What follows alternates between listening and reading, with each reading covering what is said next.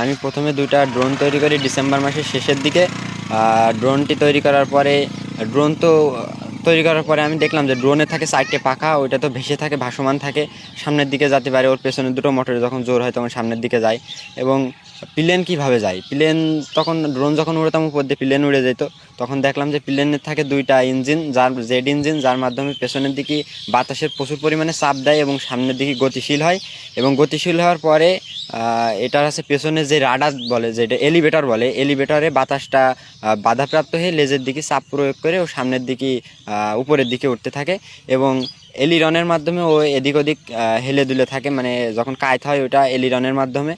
এটা যখন আমি জানতে পারলাম যে প্লেন জেড ইঞ্জিনের মাধ্যমে গতিশীল হয় এবং এলিভেটর এলিরনের মাধ্যমে প্লেনটি ওড়ে, তখন আমি চিন্তা করলাম যে তাইলে আমি দেখি এটা কিভাবে কাজ করে প্লেন। তখন আমি চ্যাটজিপিটির সহায়তা নিয়ে প্লেনের যেই কার্যকরগুলো, মানে কিভাবে ওড়ে, এগুলো আমি জানতে পারলাম।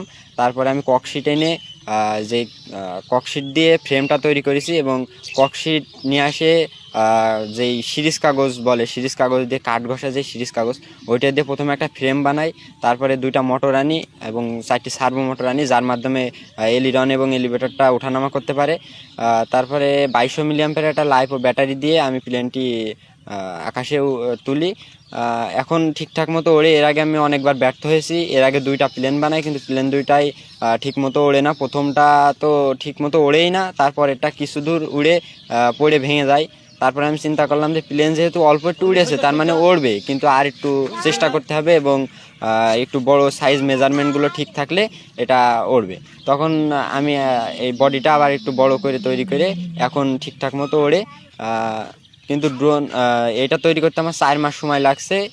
4 মাস, প্রতিদিন 4-5 ঘন্টা করে সময় দিতাম এটার পেছনে। এবং তার আগে যে দুইটা বানাইছি সেটা মাসে একটা করে হয়ে যেত, 2 মাসে দুইটা তৈরি করছি। মানে এটা বানাইতে আমার 4 মাস সময় লাগছে।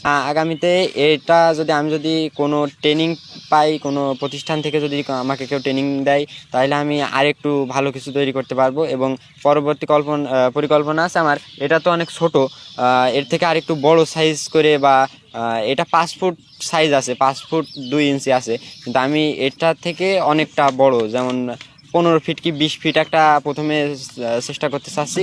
এটা যদি সফল হয় তারপরে আমি আরও বড় করে একটা প্লেন বানানোর পরিকল্পনা রয়েছে আমার পরবর্তীতে।